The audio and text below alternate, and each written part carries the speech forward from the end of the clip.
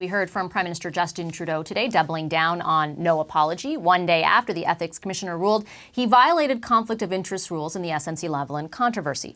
Earlier this year, Trudeau and members of his staff were accused of inappropriately pressuring former Attorney General Jody Wilson-Raybould to intervene in a criminal case against SNC. And SNC, as we've been talking about this evening and throughout the week, is a big engineering and construction company mainly headquartered in Quebec. The Ethics Commissioner determined Trudeau tried to unduly influence Wilson-Raybould and further the private interests of SNC. Jody Wilson-Raybould, as I mentioned, is the former Minister of Justice and Attorney General, now an independent BC MP and candidate for Vancouver Granville. She joins us from Vancouver. Hi there, Ms. Wilson-Raybould. Nice to see you. Thanks for making time for us. Pleasure. Thanks to be here. So the RCMP has used some unusual language with CBC to make it apparent that they are seriously looking at launching an investigation into the Prime Minister's actions based on the Ethics Commissioner's reports. Have you been contacted by the RCMP on this? I actually haven't seen what the RCMP has said today, but I leave any potential investigation in their capable hands. They basically said that they usually never comment unless they lay charges, but they did tell the CBC that they're examining the matter carefully with all available information. They'll take appropriate actions as required. I'm just wondering, have they reached out to you at all in this? They haven't reached out to me on this, no. Do you think the RCMP should investigate? I'm asking you because the opposition, in response to the Ethics Commissioner's report released yesterday, said that this further makes the case for an investigation. Do you agree? Well, I mean, there were revelations for me in the Commissioner's report, but again, in terms of criminal investigations, I leave that determination to the RCMP. What revelations were there for you in that report? Well, I mean, I've read the report many times now, as you can appreciate.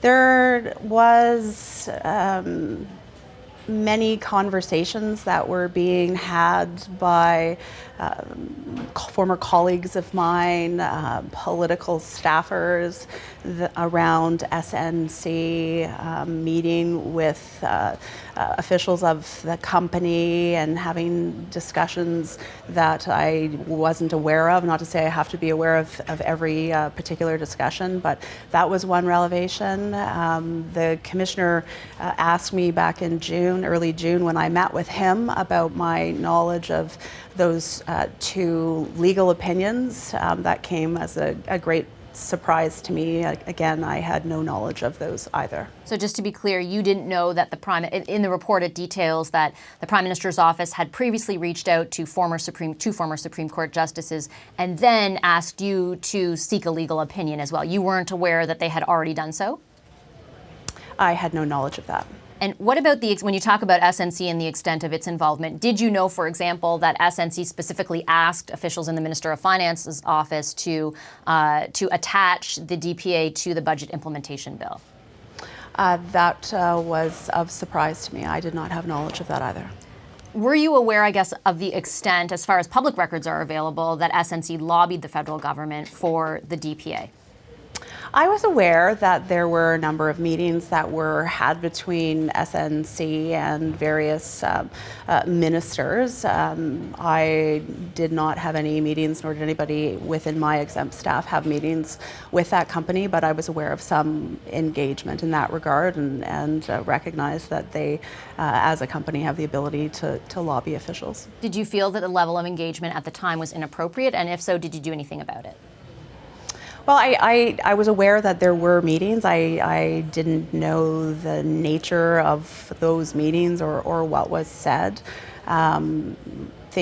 I had discussions with former colleagues of mine that had expressed that they had had conversations, but the nature of those conversations and the detail of those conversations was not made available to me. I guess what I'm getting at is, did you believe at the time that the introduction of the DPA or the the Prime Minister's attachment to implementing one, or other ministers' attachment to implementing one, do you think it was attached to SNC's desire to? And if you did feel like, did you have a feeling at the time that that was inappropriate?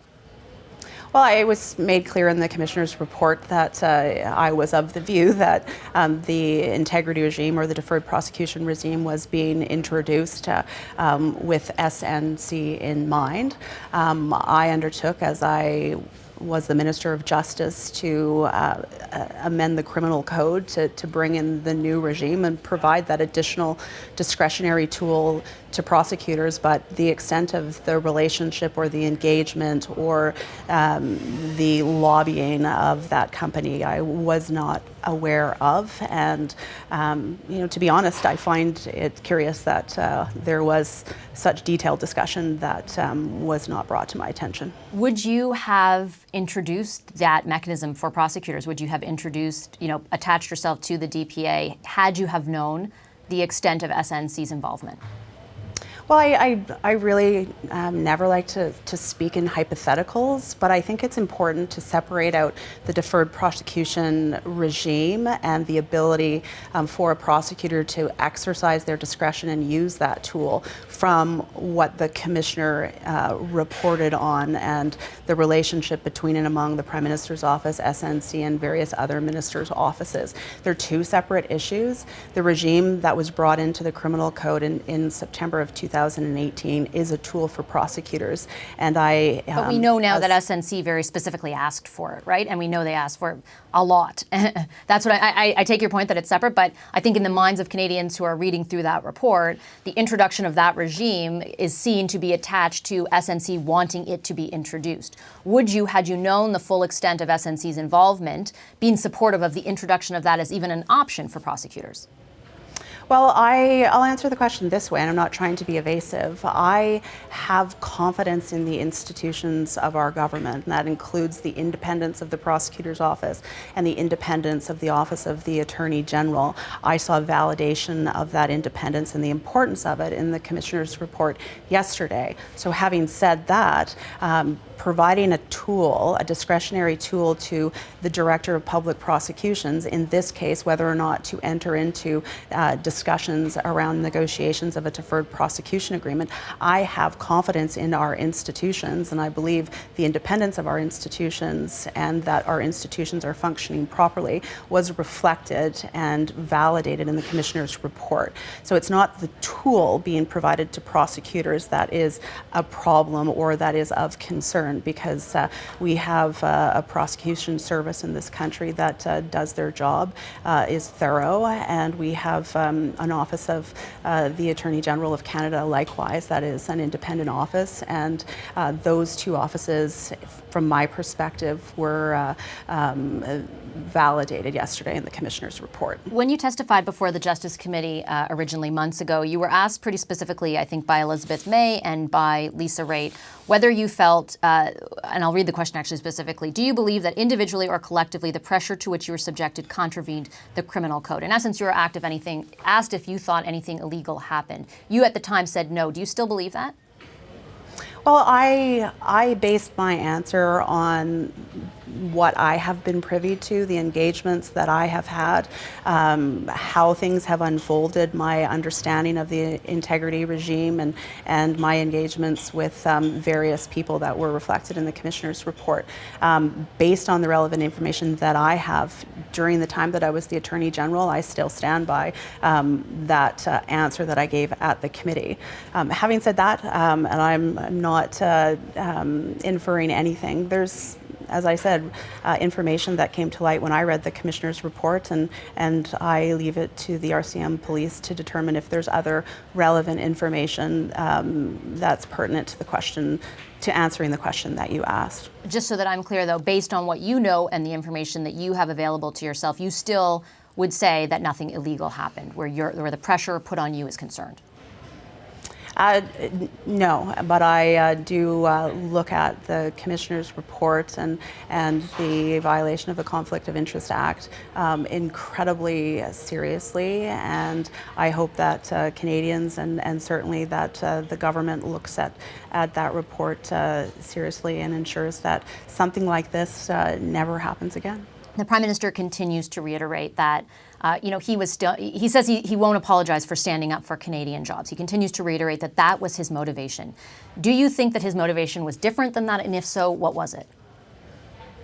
Well, I can't speak to the motivation of the Prime Minister. I've heard him speak about jobs, and I don't think anybody would disagree that jobs are incredibly important to Canadians and to elected officials to ensure we do everything we can for Canadians to have good, well-paying jobs. We all agree on that. The issue here, and what was reflected in the Commissioner's report, is around our institutions of government, around ensuring that we uphold their independence and uphold the rule of law. That was what I was doing in my role then as the Attorney General. I believe that's what Canadians care about and will take, if there's lessons to be taken from this some 8 months that we've been having this conversation, is that we all must remain vigilant and we all have a role to play in ensuring our institutions, the fundamental tenets of our democracy, are upheld. That's what makes our country great, and that's what I'm hearing when I speak to people in Vancouver Granville, for example, and across the country about the past 8 months and how we need to ensure that the people that are making decisions on public policy issues or are tasked with upholding the independence of our institutions are making those decisions based on fundamental values and principles that we've spent years as a nation fostering, and ensuring that they do everything they can to ensure that they have the trust of the individuals that elected them. That's the obligation of any elected public official. Before I let you go, right up until the time the Prime Minister removed you from caucus, you said you were a proud member of the Liberal Party. You know that in recent history, various ethics scandals involving Liberal governments during a campaign eventually helped defeat those governments. What would you say to Liberals, former colleagues, former party members of yours who would accuse you of helping to elect now a Conservative government? Well, I reject that. I am the same person that I was when I started knocking on doors 15 months before the last election. I ascribe fundamentally to the values that I see in the Liberal Party, values of equality and justice and inclusion. I haven't changed, and that's what I talk to about with people here in my riding. And I didn't do or take any actions as the Attorney General because I wanted somebody to be elected. But what if that happens? Well, I would not change the actions that I took. I believe that Canadians want to see in their public officials, particularly ones that hold offices like the Attorney General of Canada, that they will be making decisions not based on political considerations, but based on a fundamental understanding of the law, based on a fundamental understanding about how we maintain the fundamental tenets of our democracy, and are constantly vigilant on that. So would I have changed anything that I have done? I will not change my actions. I will not make decisions that aren't based on principles or the values that I have always embraced. I think that will resonate with Canadians and to my former caucus colleagues in the Liberal Party, but generally to all people that are wanting to become members of Parliament leading up into October. There is a way that we can actually engage in political discussions in a different way, and that we can be guided by principles and values. And I understand the nature of politics, and I am not discounting political parties, but we need to make decisions based on principle. We need to make decisions with all Canadians in mind, and maybe we can just be a little less partisan when we make those decisions, because when we make decisions with our partisan hats off, we make better and longer lasting, more sustainable solutions and bring forward ideas about how we can combat the important issues that are facing us. All right, I'll leave it there. Thank you so much for making time for us, Ms. Wilson-Raybould. Really appreciate it. Thank you very much. Hi, I'm Vashi Capellos, host of Power in Politics. See more of our show by subscribing to the CBC News channel or click the link for another video. Thanks for watching.